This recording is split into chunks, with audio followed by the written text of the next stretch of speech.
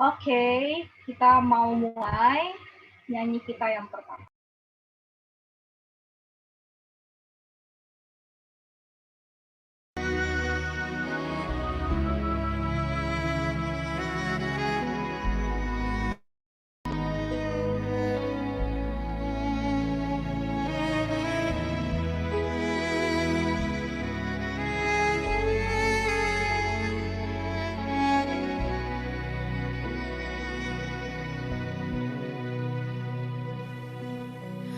Bukan dengan barang fana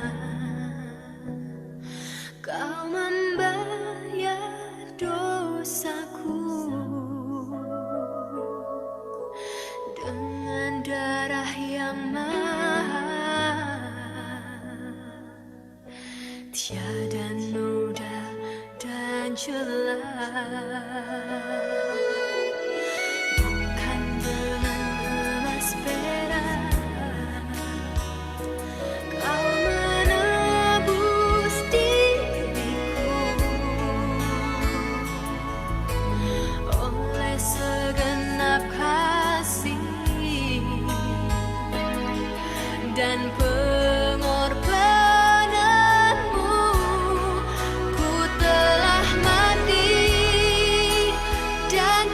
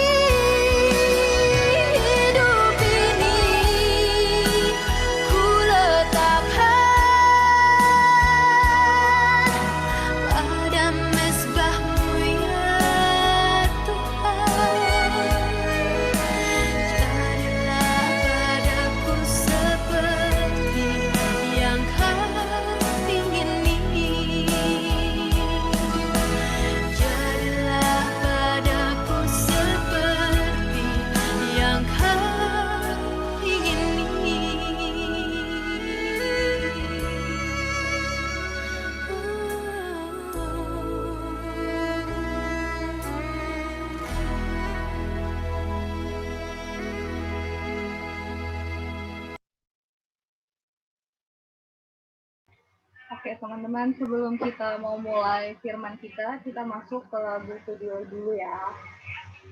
Teduhin hati kita dulu, kita siapin hati dan pikiran kita sebelum kita mulai firman kita hari ini.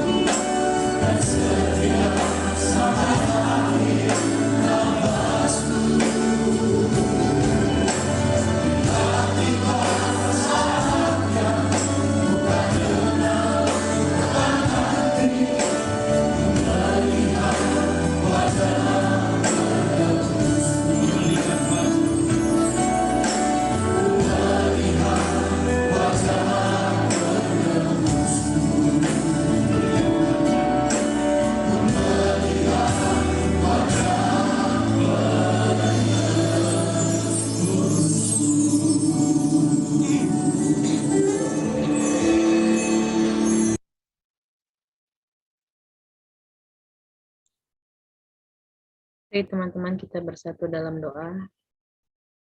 Bapa yang baik, terima kasih Bapa untuk kesempatan yang Kau berikan pada sore hari ini. Kami dapat berkumpul kembali untuk belajar dan mendengar sedikit dari kebenaran firman-Mu. Ya Bapa, kiranya Kau berkati hati dan pikiran kami, agar apa yang disampaikan hari ini dapat kami dengar, dapat kami terima, dan bertumbuh dalam hati dan pikiran kami. Terima kasih Bapa, kami serahkan pertemuan kami pada sore hari ini. Demi Kristus Tuhan dan pengantara kami. Amin. Shalom.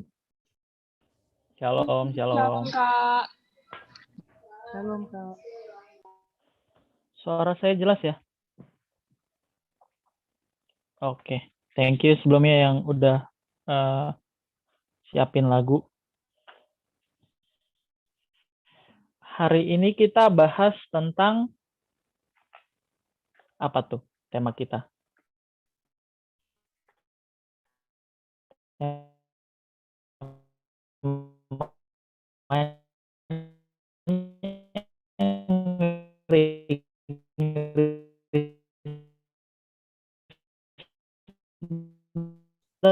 Robert yang nge-freeze. Tentang berat ilahi. Masih? Waduh. Tes. Udah. Oh, udah enggak. Nanti kalau nge-freeze bilangin aja ya. Saya soalnya suka ngomong panjang. Kalau suruh ulang saya jujur aja kurang mampu ya. Karena saya ini cepat lupa ya. Oke, kita lanjut. Nanti kalau nge-freeze tolong dibilangin lagi. Oke, tema kita hari ini pembahasannya tentang README. Apa sih README itu? Apa kaitannya dengan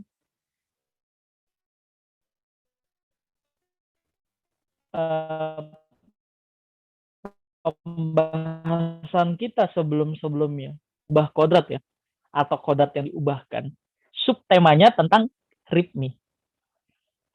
README itu sebetulnya artinya kematian diri sendiri. README itu adalah kematian diri sendiri. Apa sih maksudnya kematian diri sendiri? Kita harus mati sebelum mati, teman-teman. Nah, lo lebih bingung lagi nggak tuh? Kita harus mati sebelum mati, teman-teman. Jangan sampai kita nggak mati sebelum kita mati. Maksudnya kita bunuh diri? Enggak. Mati keinginannya, mati monsternya, mati manusia lamanya. Ini yang disebut README. Kematian diri sendiri. Orang itu nggak bisa mengenakan kodrat ilahi atau karakternya Tuhan Yesus. Kodrat itu kan artinya karakter ilahi atau karakternya Tuhan Yesus.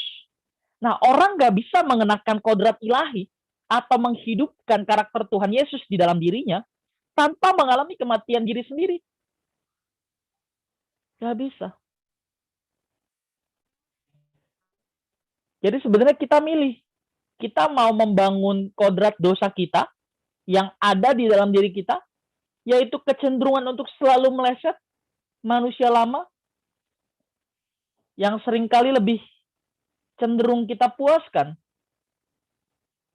Atau kita mau mengembangkan atau menghidupkan kodrat ilahi. Nah, ini pilihan. Kehendak bebas. Anugerah itu harus disertai tanggung jawab. Orang-orang yang percaya sama Tuhan Yesus dikasih potensi.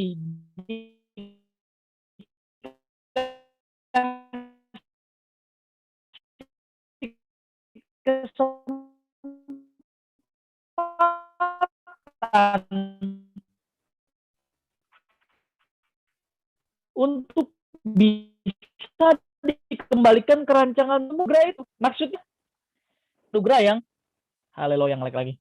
Tes. Udah. Oke. Tadi sampai mana saya ngomongnya?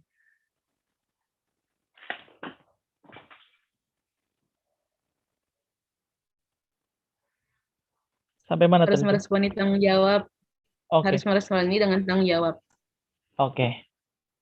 Anugerah itu apa? Potensi untuk dikembalikan ke rancangan semula atau yang sering disebut sebagai keselamatan. Itu harus direspon dengan penuh tanggung jawab. Tidak ada anugerah untuk menerima anugerah.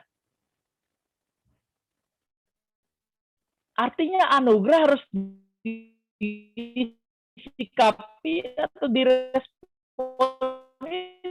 dengan tanggung jawab. Gimana cara meresponnya? Kematian bagi diri sendiri.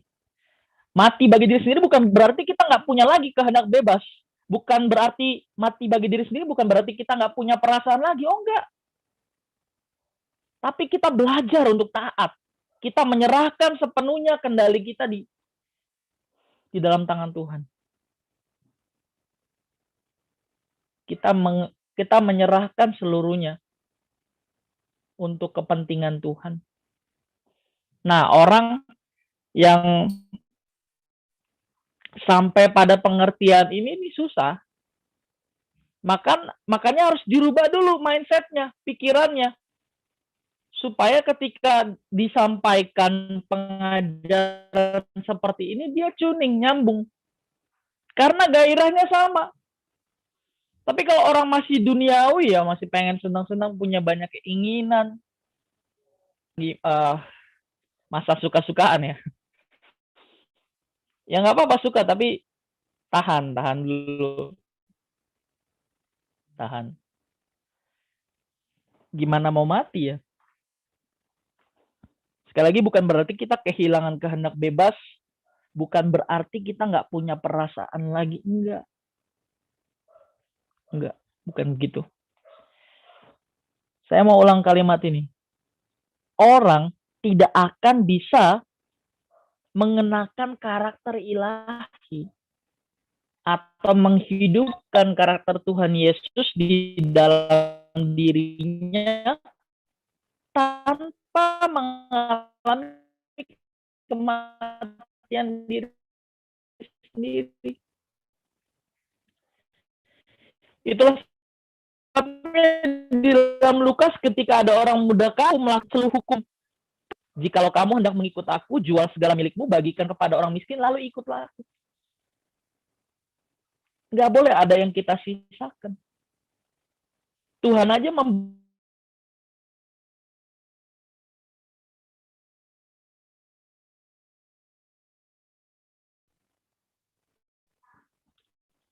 nggak boleh ada yang kita sisakan. Tuhan aja memberi dirinya 100%.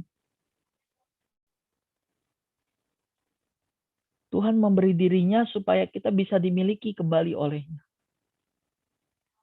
Maka dalam Matius 10 ayat 34 di situ dengan jelas Tuhan Yesus mengatakan, Aku datang bukan untuk membawa damai, melainkan pedang. Waduh. Ada yang pernah dengar ayat ini nggak? Atau baru pertama kali dengar terus kaget? Emang Tuhan Yesus pernah ngomong kayak gitu? Ya udah buka deh. Matius 10 ayat 34. Matius 10 ayat yang ke-34.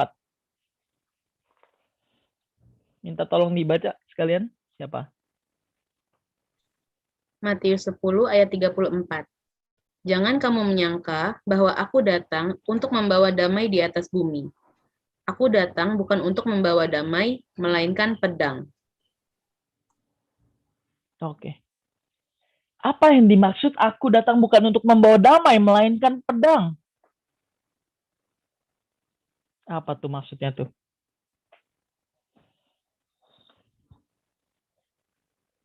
Kedatangan Tuhan Yesus sebetulnya hendak mengubah cara hidup manusia yang sama sekali tidak sesuai dengan kehendak Tuhan. Sama sekali tidak mengerti kehendak Tuhan. duniawi. Nah, ini yang mau dirubah Tuhan Yesus. Maka di situ dikatakan, dilambangkan Tuhan Yesus membawa pedang ya. Artinya Tuhan membawa cara hidup yang gak enak buat kita. Kenapa gak enak? Karena kita sudah terlanjur nyaman dengan dunia ini, dengan karakter kita yang bobrok. Kita udah terlanjur nyaman dengan kesenangan duniawi. Sehingga ketika Tuhan Yesus membawa cara hidup yang menyukakan hati Bapa, kita cenderung menolak. Kita cenderung menolak. Dalam Yohanes 1 dikatakan tuh, Tuhan Yesus datang kepada milik kepunyaannya, tetapi milik kepunyaannya tidak mengenal dia. Nah, orang Kristen harus belajar mengenakan cara hidupnya Tuhan Yesus.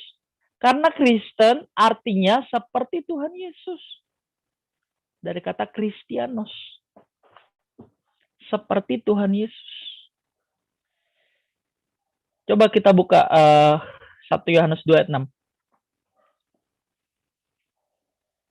1 Yohanes 2 ayatnya yang ke-6.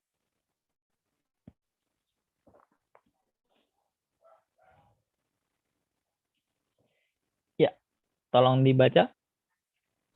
1 Yohanes 2 ayat 6. Barang siapa mengatakan bahwa ia ada di dalam Dia, ia wajib hidup sama seperti Kristus telah hidup. Iya. Coba sekali lagi baca. Barang siapa mengatakan bahwa ia ada di dalam Dia, ia wajib hidup sama seperti Kristus telah hidup. Barang siapa mengatakan bahwa ia percaya Tuhan Yesus, ia harus hidup sama seperti Tuhan Yesus hidup. Ia wajib hidup sama seperti Tuhan Yesus hidup. Tentu bukan dibandingkan pada saat ketika Tuhan Yesus jadi Tuhan, enggak, tapi mirip ketika Tuhan Yesus menjelma menjadi manusia 2000 tahun yang lalu. Harus seperti Tuhan Yesus. Apanya? Pola pikirnya. Apanya? Ucapannya. Apanya? Tindakannya. Apanya? Kesukaannya atau gairahnya.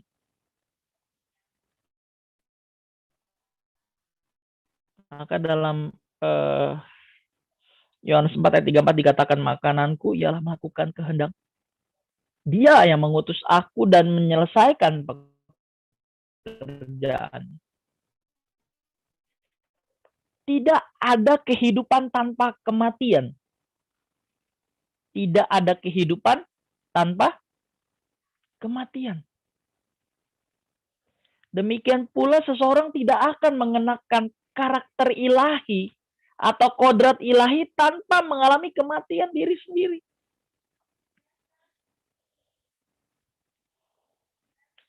Kata kematian diri sendiri ini berhubungan dengan usaha kita untuk memadamkan atau mematikan keinginan daging yang bertentangan dengan kehendak Allah.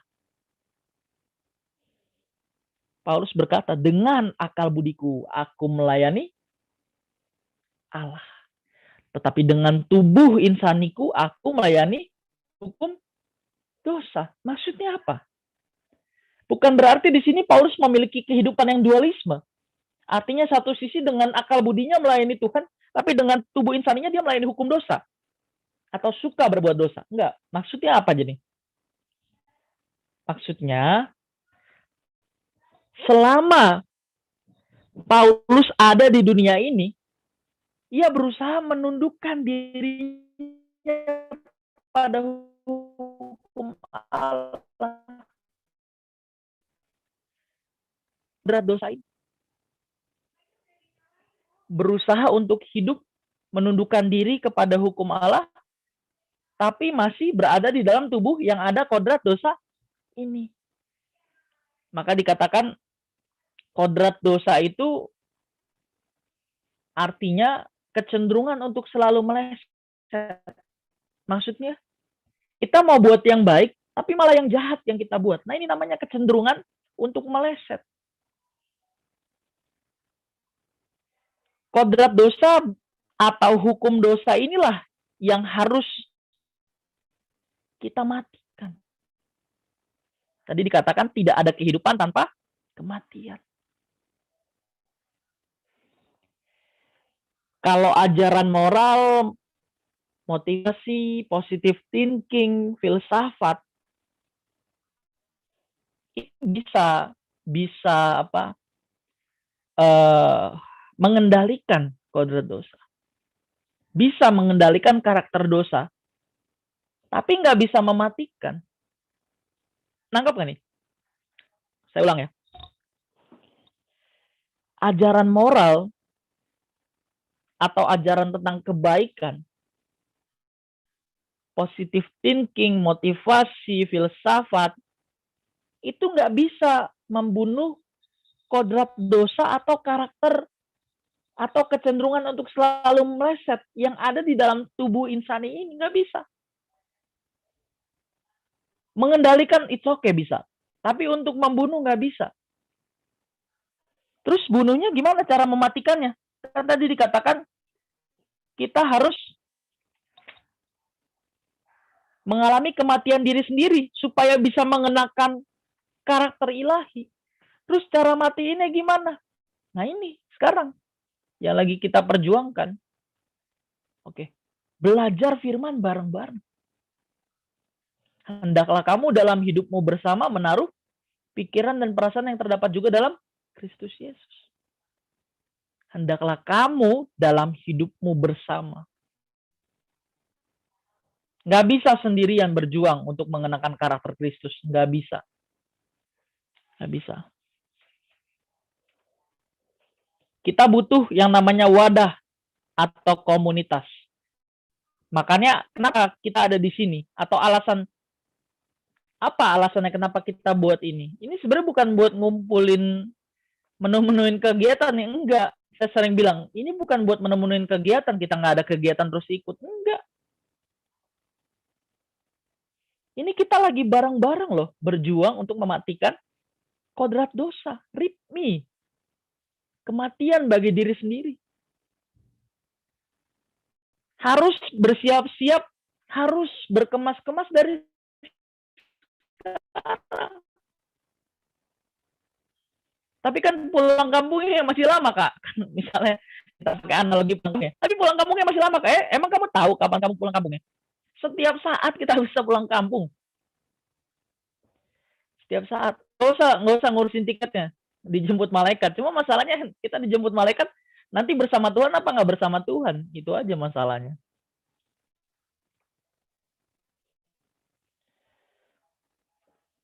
Jadi sekali lagi kata kematian diri sendiri ini berhubungan dengan usaha kita, berhubungan dengan tanggung jawab kita untuk mematikan keinginan daging yang bertentangan dengan kehendak Tuhan, kehendak Bapa. Ini adalah tindakan untuk mematikan cita-cita pribadi, ambisi pribadi, dan lain sebagainya. Loh, bukannya para motivator ngajarin kita buat kejar ambisi, kejar cita-cita. Kalau di kekristenan, jangan harap ya. Kita bisa hidup sama seperti anak dunia. Tujuan kita bukan di bumi ini, teman-teman. Rumah kita bukan di bumi ini. Kita ini cuma sekolah kehidupan. Jangan kejebak.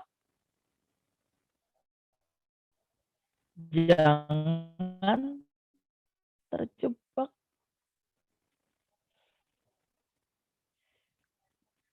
Ini berarti kita harus rela kehilangan segala hak demi Tuhan. Hal ini menunjuk kepada suatu proses perjalanan hidup kekristenan yang benar. Jadi sebelum kita mati secara fisik dan dikubur, maka kita harus terlebih dahulu memasuki proses kematian manusia lama. Manusia lama tadi ya, manusia lama sama dengan kodrat dosa atau kecenderungan berbuat dosa atau kebiasaan berbuat dosa atau kecenderungan untuk selalu meleset. Ini sinonim sama aja. Jangan bingung.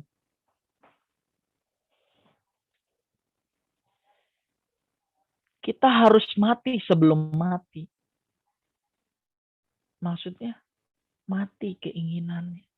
Mati manusia lamanya. Sebelum kita mati ketemu Tuhan. Karena hal yang paling gawat, hal yang paling gagal itu bukan ketika kita gagal dalam bidang apa.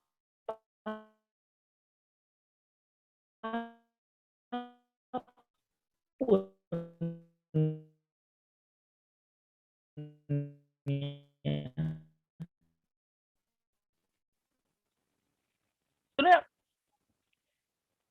kegiatan kita, baik pekerjaan, kuliah, sekolah, itu hanya tanggung jawab. Bahkan untuk menunjang supaya kita bisa mengenakan kodrat ilahi atau mengenakan karakter Tuhan Yesus. Itu bukan prioritas. Bukan jadi goal kita. Nggak jadi tujuan utama kita. Tujuan utama kita adalah belajar mencari maunya Bapa. Lalu berusaha juga untuk melakukan. Jangan lupakan sekolah kehidupan. Sekali lagi, yang lain itu tanggung jawab. Bahkan semua itu jadi fasilitas untuk menunjang supaya kita bisa mengenakan kodrat ilahi atau karakternya Tuhan Yesus. Kalaupun kita sekolah yang rajin, kita sekolah yang pintar. Kalaupun kuliah, kita kuliah yang pintar, kuliah yang rajin, cari beasiswa. Untuk Tuhan semua. Untuk menunjang, itu semua fasilitas untuk menunjang supaya kita bisa memiliki karakter seperti Tuhan Yesus. Jangan kebalik.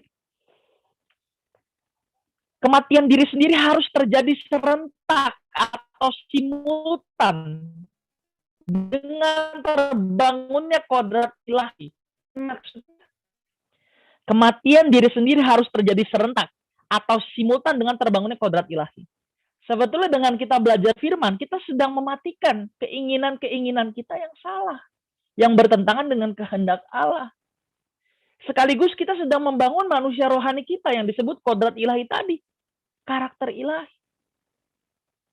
Jadi ketika kita belajar firman, kita bergumul untuk mengerti maunya Tuhan, lalu kita berusaha untuk menjadi maunya seperti maunya Tuhan itu, kita di satu sisi kita mematikan daging kita sekaligus membangun manusia rohani kita. Itu maksudnya. Kematian diri sendiri harus terjadi serentak atau simultan. Simultan itu artinya berbarengan dengan terbangunnya kodrat ilahi atau karakter ilahi. Dengan proses ini orang percaya menjadi ciptaan yang baru. A new creator. A new being. Inilah yang dimaksud Alkitab bahwa orang yang menerima Tuhan Yesus dikasih kuasa supaya menjadi anak-anak Allah yang dilahirkan oleh Allah. Yohanes 1 ayat 11 sampai 13. Orang yang menerima Tuhan Yesus dikasih kuasa supaya bisa membangun kodrat ilahi di dalam dirinya, membangun karakter ilahi yang ada di dalam dirinya. Atau kalau dalam Yohanes 3 dikatakan dilahirkan kembali atau lahir baru. Lahir baru itu memiliki karakter hidup yang baru. Maksudnya, yang tadinya kita suka melakukan hal-hal yang bertentangan dengan kehendak Tuhan, baik yang disengaja maupun tidak disengaja, dirubah karakternya. Jadi kesukaannya adalah melakukan kehendak Tuhan dan menyelesaikan pekerjaan. Seperti Tuhan Yesus. Tuhan Yesus itu ingat loh, waktu jadi manusia, dia benar-benar manusia loh. Benar-benar masuk ke dalam tubuh daging loh. Dia dikosongkan, gak pakai ketuhanannya. Itu waktu dia buat mukjizat pertama, di pesta perkawinan di Kana, itu karunia Roh Kudus. Waktu ngusir setan, ngusir roh jahat, itu karunia Roh Kudus. Itu nggak pakai kekuatannya. Jangan salah. Nanti ada yang takutnya ada yang berpikiran seperti ini. Ya kan, Tuhan Yesus jadi manusia tetap ada ketuhanan. Tuhan Yesus 100% manusia, 100% Allah itu apa dulu pengertiannya? 100% manusia artinya dia benar-benar menjadi manusia sama seperti kita. Jadi sama dengan manusia. Terus 100% Allah maksudnya apa? Dia tetap Allah sekalipun ada di dalam tubuh manusia. Kenapa dibilang tetap Allah? Karena pribadinya itu, rohnya itu yang ada di dalam diri manusia yang dinamakan Yesus itu, rohnya roh Allah anak. Pribadinya pribadi Allah anak, pribadi Tuhan Yesus. Itu yang dibilang 100% manusia, 100% ada duinatur. Mungkin kita buka dulu kali ya supaya dapat gambaran Filipi 2 ayat yang ke berapa tuh? 8 sampai 11 kali ya.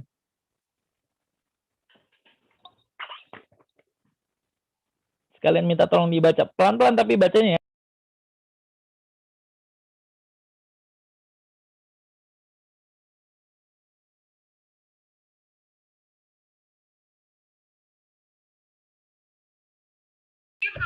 Filipi 2 ayat 8 sampai 11.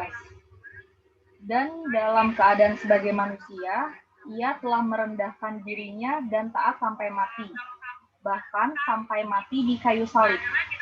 Itulah sebabnya Allah sangat meninggikan dia dan mengaruniakan kepadanya nama di atas segala nama, supaya dalam nama Yesus bertekuk lutut segala yang ada di langit dan yang ada di atas bumi dan yang ada di bawah bumi, dan segala lidah mengaku Yesus Kristus adalah Tuhan bagi kemuliaan Allah Bapa. Oke. Coba ayat 7 mundur deh.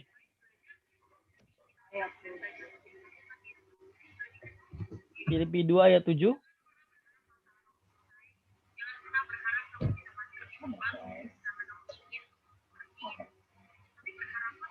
Filipi 2 ayat 7, melainkan telah mengosongkan dirinya sendiri dan mengambil rupa seorang hamba dan menjadi sama. Mundur lagi, sorry. Ayam. Tes. Mundur lagi ayat 6. Ya. Sorry. Bersemangat sekali ya. Iya, semangat Langsung dibaca. Iya, ini banyak. Benar. Oke. Dari ayat 6 sampai ayat yang ke-8. Pelan-pelan ya. Teman-teman juga perhatiin ya. Karena ini cuma dibaca sekali nih. Oke, Ri. 6 sampai 8. Yang walaupun dalam rupa Allah, tidak menganggap kesetaraan dengan Allah itu sebagai milik yang harus dipertahankan, melainkan telah mengosongkan dirinya dan mengambil rupa seorang hamba dan menjadi sama dengan manusia. Mengosongkan dirinya. Terus?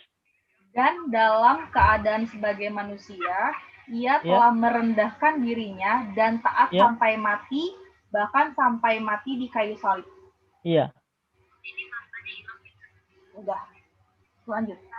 Oke, cukup. Makasih. Tuhan Yesus itu benar-benar manusia. Dia benar-benar kasih kita contoh. Dengan kata lain, kalau Tuhan Yesus ngomong tuh seperti ini.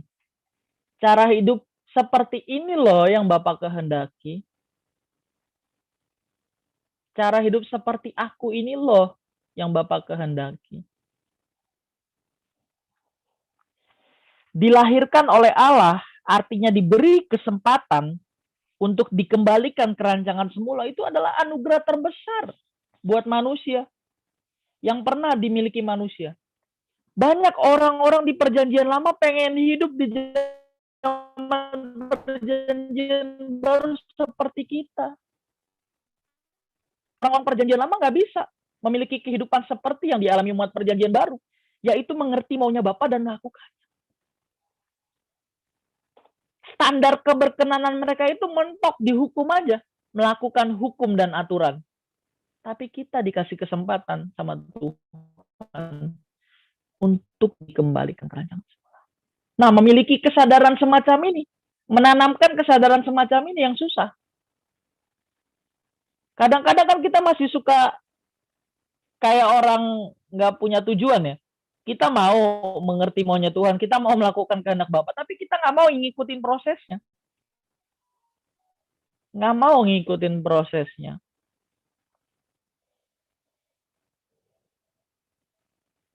Dan tentu anugerah yang diberikan kepada manusia, yaitu penebusan, Roh Kudus, Injil, penggarapan akan firman Tuhan, itu bisa terjadi karena pengorbanan Tuhan Yesus di atas kayu salib. Dan orang yang percaya di dalam namanya diberinya kuasa. Kuasa itu tadi yang disebutin tadi. Penebusan, Roh Kudus, Injil, penggarapan akan firman Tuhan. Maksudnya Kak, lewat setiap masalah, Tuhan itu ingin mendidik, menggerak kita.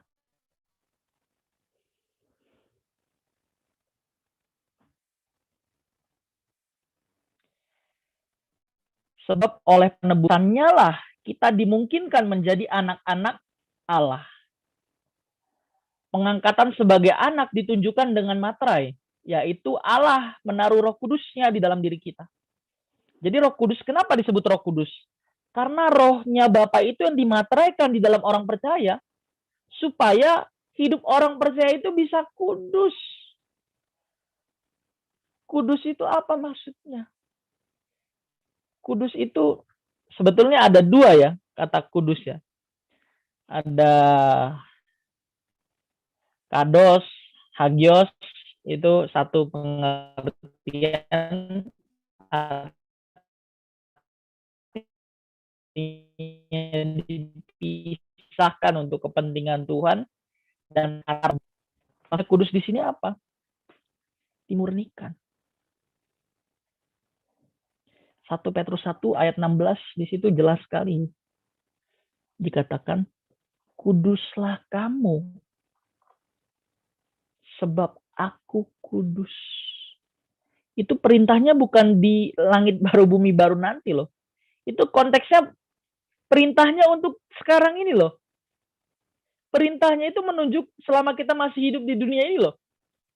Kuduslah kamu sebab aku kudus. Emang bisa kudus? Ya karena selama ini kita nggak pernah bergumul dengan serius mengenai kebenaran firman Tuhan. Apalagi berusaha untuk hidup seperti Tuhan Yesus. Jadi ketika kita mendengar kata kuduslah kamu sebab aku kudus, kita jadi skeptis. Emangnya bisa kita jadi kudus? Emangnya kita bisa jadi sempurna? Padahal Tuhan sampai rela-rela jadi manusia, mati di atas kayu salib supaya kita bisa melakukan semua itu. Tapi karena kita tidak pernah mempersoalkan Injil, nggak pernah belajar Injil, kita nggak pernah tahu tuh pekerjaan besar yang Tuhan Yesus buat untuk menyelamatkan umat manusia. Aku tidak menghendaki seorang pun binasa. Kalau lagi komsel mah kita serius ya dengerinnya ya. Iya ya, abis ini aku mau belajar firman, aku mau baca renungan.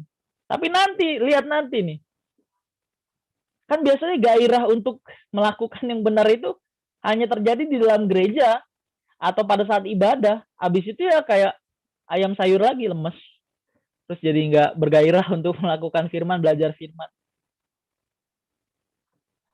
Itu karena kita nggak terbiasa mencari dan melakukan kehendak Tuhan.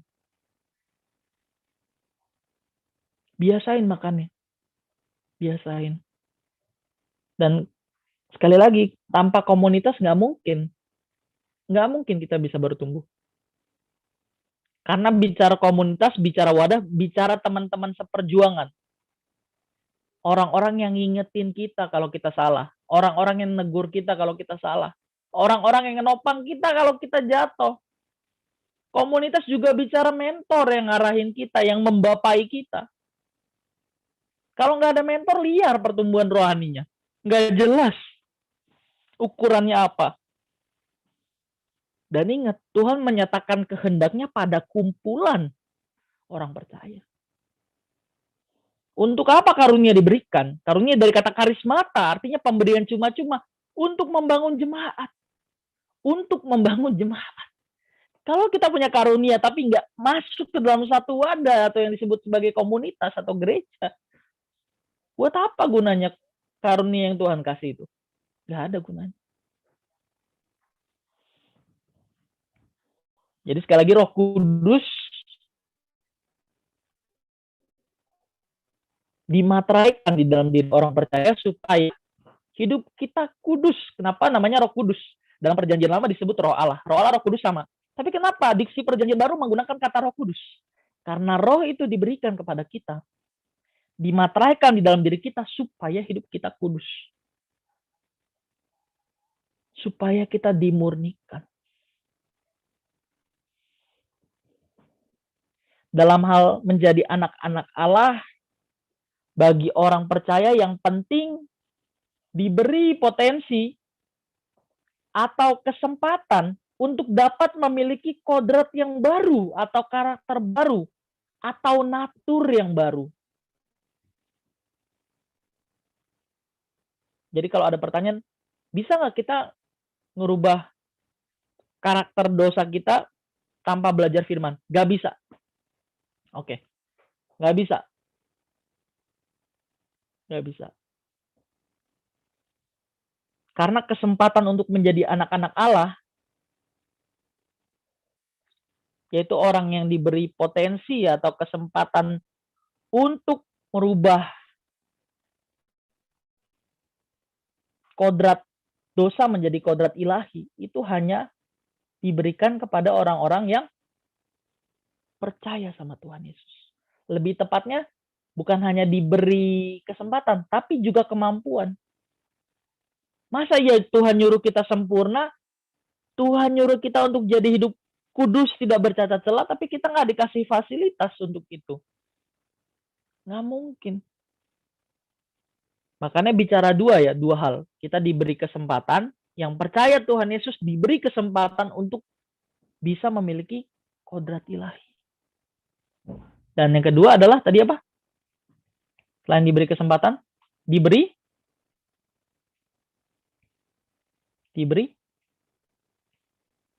apa tuh? Diberi kemampuan. Dimampukan.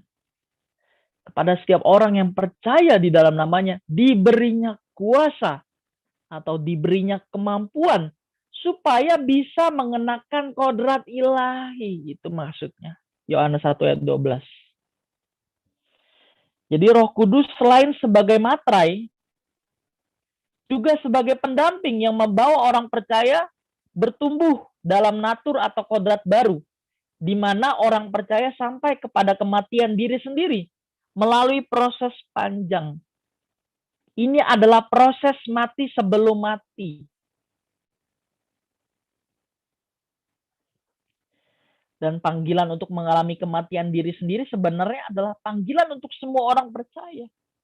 Bukan hanya untuk pendeta atau aktivis atau rohaniwan, enggak, buat semua orang percaya. Panggilan berteologi itu untuk semua orang percaya.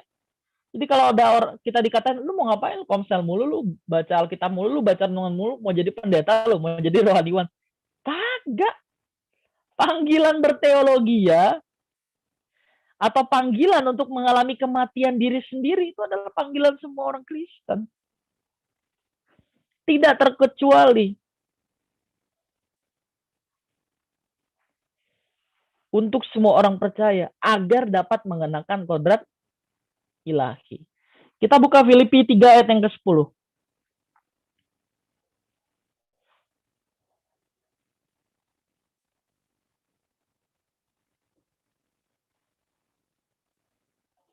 Kalau dikatakan manusia lama, artinya belum seperti yang Allah kehendaki ya. Artinya kita belum seperti yang Allah kehendaki. Filipi 3 ayat 10 kita baca cepat. Langsung dibaca aja. Filipi 3 ayat 10, yang kukehendaki ialah mengenal Dia dan kuasa kebangkitannya dan persekutuan dalam penderitaannya, di mana aku menjadi serupa dengan Dia dalam kematiannya. Sekali lagi, tapi pelan-pelan, lebih keras suaranya. Teman-teman perhatiin ya. 1, 2, 3. Yang kukehendaki ialah mengenal Dia dan kuasa kebangkitannya dan persekutuan dalam penderitaannya. di mana aku menjadi serupa dengan dia dalam kematiannya. Di mana aku menjadi serupa dengan dia, terus dalam Kematiannya. kematian. Sekarang kita buka Roma 8 ayat 17.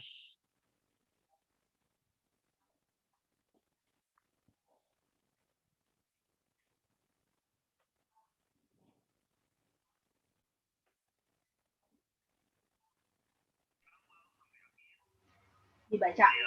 Ya, dibaca. Roma 8 ayat 17. Dan jika kita adalah anak, maka kita juga adalah ahli waris. Maksudnya, orang-orang yang berhak menerima janji-janji Allah, yang akan menerimanya bersama-sama dengan Kristus, yaitu jika kita menderita bersama-sama dengan Dia, supaya kita juga dipermuliakan bersama-sama dengan Dia. Iya. Tahan dulu ayatnya. Tadi sebelumnya kita udah bahas Yohanes 1 ayat 12. Kita dikasih kemampuan supaya menjadi anak-anak Allah.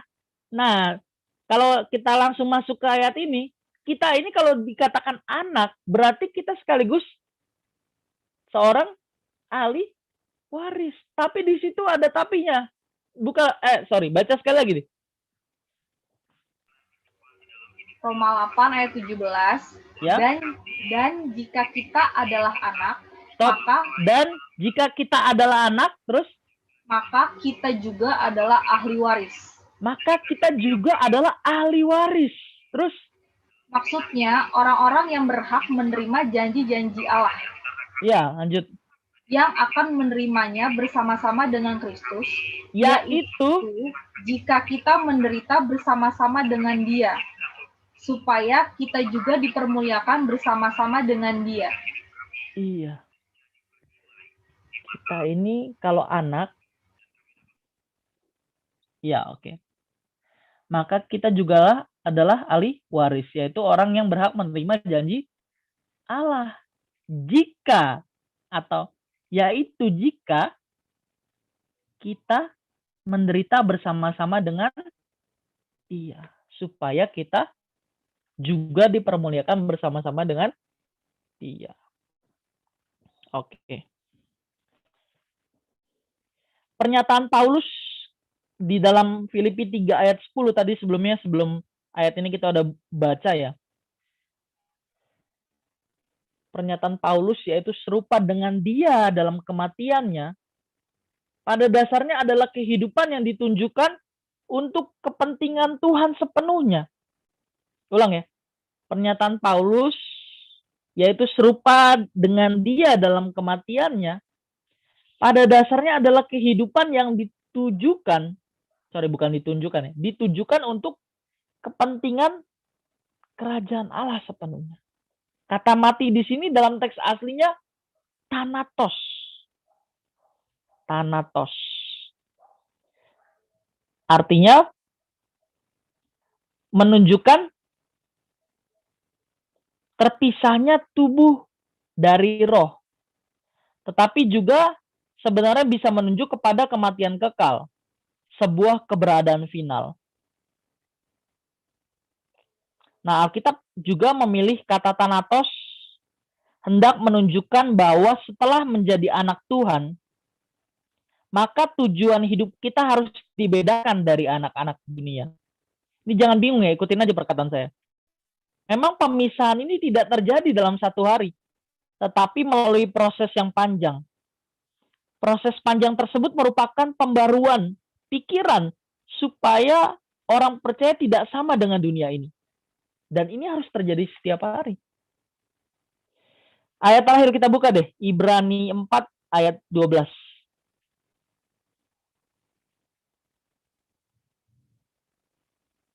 Ibrani 4 ayat yang ke-12.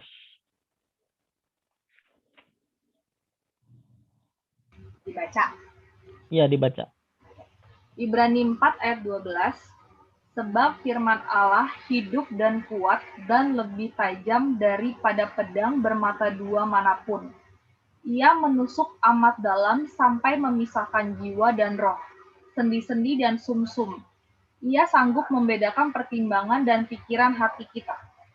Iya. Di ayat itu dikatakan bahwa firman Tuhan yang dapat memisahkan yang jiwani dan yang rohani. Dan pemisahan ini bersifat permanen.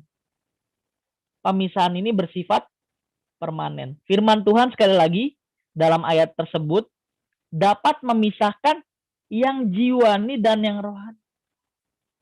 Dan pemisahan ini bersifat permanen. Maka menggunakan kata thanatos yang tadi diartikan sebagai menunjukkan terpisahnya tubuh dari roh. Tetapi sebenarnya juga lebih menunjuk kepada kematian kekal, sebuah keberadaan final. Nah, kalau tadi dikatakan kalau kematian diri sendiri ini tidak menghilangkan kehendak bebas manusia, maksudnya apa? Ulang ya, kematian diri sendiri ini atau ritmi ini tidak menghilangkan kehendak bebas manusia. Nangkep nggak nih? Kematian diri sendiri itu tidak membuat kehendak bebas kita hilang. Tidak membuat kehendak bebas kita hilang. Melainkan memilih untuk taat walaupun menderita. Jadi ini pilihan. Orang bisa memilih untuk taat walaupun menderita karena mindsetnya diubah oleh kebenaran. Makanya Paulus bilang, bagiku hidup adalah Kristus dan mati adalah keuntungan.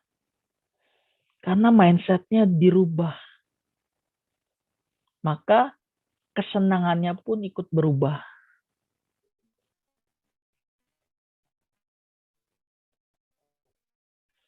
Oke, kita sampai sini dulu ya. Sampai sini ada mau tanya?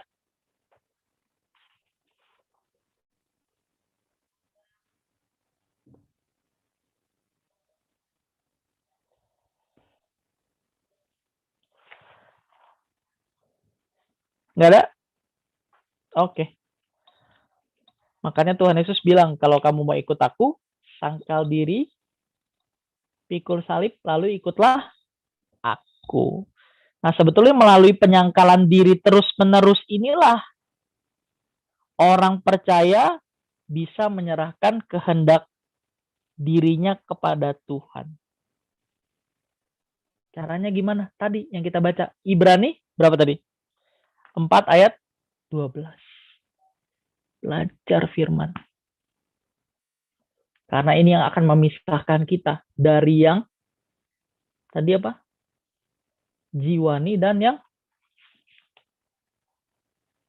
rohani. Oke. Nggak ada yang mau tanya? Kalau nggak ada, kita tutup. Kita nyanyi.